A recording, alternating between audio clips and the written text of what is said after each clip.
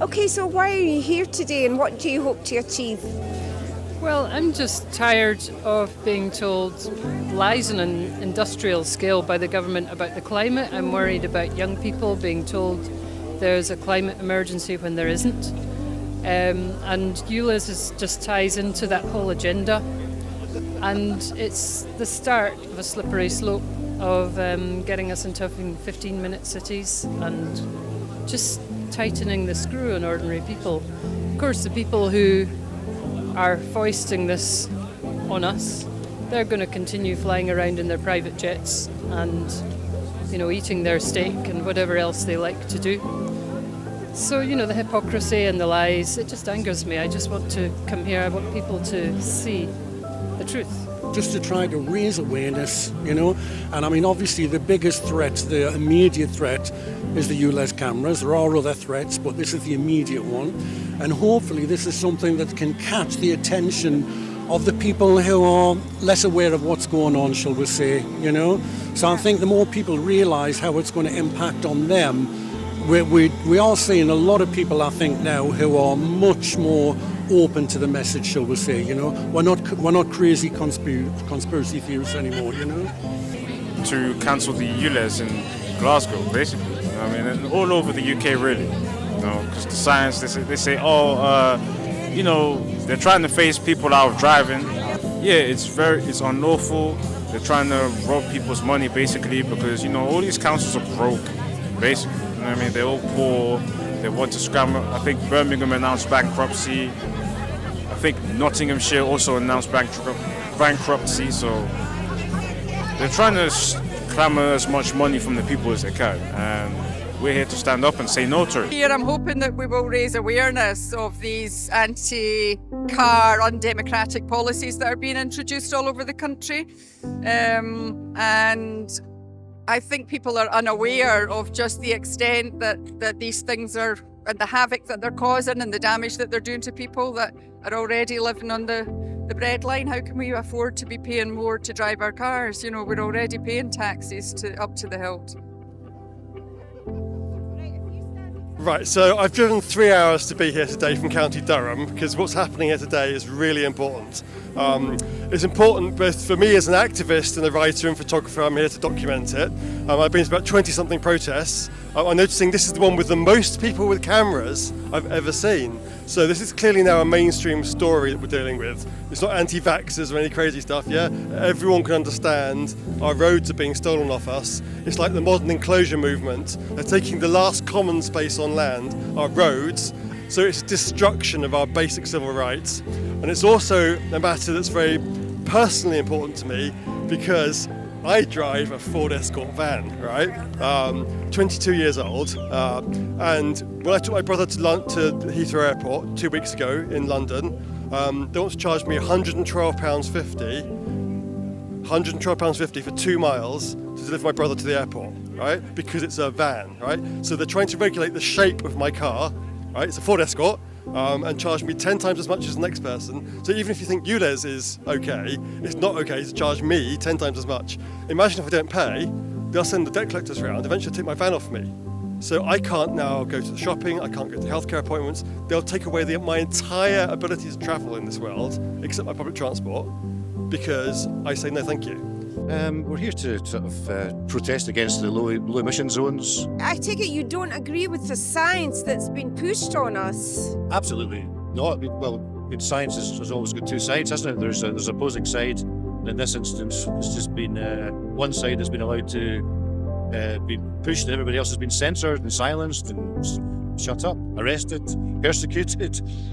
Which is quite ridiculous, yeah. So. Oh yeah, I definitely do think so. They want cameras that can track people's vehicles, find them based on where they go. They don't want you going places because they don't want you getting away from it all before it's too late. The whole thing of telling us there is an emergency is going to provide them with a reason to take away our human rights. We've seen this in the last 3 years, and they're just going to continue. This is their next thing they're going to milk for all it's worth. And they're going to use it to justify all the things that are coming down the line. If you want to take a photograph of that, most people don't actually know what net zero is about. They just know the word. It's all been kept rather quiet from us.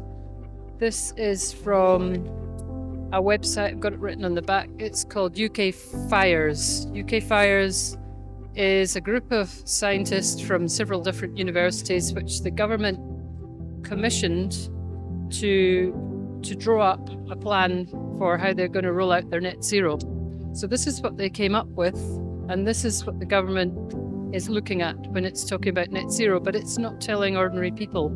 Fertilizers getting phased out, concrete and steel. People are already dying of cold in their homes. People already can't afford to eat. They're going to have heating reduced by 40%. They're going to ration fuel. They're going to do away with oil, gas and coal, which give us our comfortable lives. And without those things, we're going to be basically living in really primitive conditions. The science. Well, I tell you what, for all of my life, I did used to follow the science. I even wrote a book once on the history of science. I'm probably, for my sins, an expert on the Apollo space program. So when people try to explain to me about the science, I just feel like saying to them, don't try and teach your granny how to suck eggs, you know? So we know the whole thing's a scam. And I mean, it doesn't take much to know when you work out that a fraction of 1% own everything on Earth, you know, and everybody pays it to them. There are 10 corporations that receive everything. So, I mean, like this whole idea of a free market economy and democracy, will not go into democracy, but everything is just a big pantomime. And I think it is, it's a used phrase, the Great Awakening, but I think it is. People are waking up, you know. This carbon agenda is basically, it's an idea that they hit upon decades ago, and it's a way of basically justifying not just taxes, but freezing you down into obviously the 15-minute city zones, CBDCs, where everybody's going to have a digital ID. If they're not sure what that is, just look at what's happening in China at the moment, you know. So everything, the carbon agenda is really, that's what feeds into everything. And this is something that they're going to be pushing more and more as time goes on. So we have to make people aware to look at the science, or science, not the science, and realize it's a scam. That's all it is. It's a scam. You know? So they're trying to restrict you into a localized area so they can easily manipulate. That's their whole goal. So this is nothing to do with clean air. So the science, this is about putting up cameras everywhere, surveillance states, getting us used to having our rights trashed, getting us used to being photographed everywhere we go. And it's a kind of communist methodology, which is once people are subjugated and they've internally become ashamed of themselves because they're all compliant, then you can escalate it to the next thing, and it makes it harder and harder for them to fight back, yeah?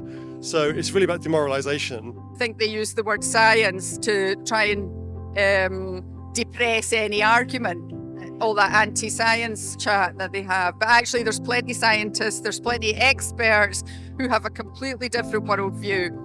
And frankly, I trust them more than I trust the politicians that are trying to impose this on us. And I think the censorship and the propaganda is, again, my eyes have been opened to the extent that that's been used, and I'm horrified that we live in a so-called democracy, that people are not allowed to have different opinions and different voices. Well, we know there is a bigger agenda, the Agenda 2030, the global agenda.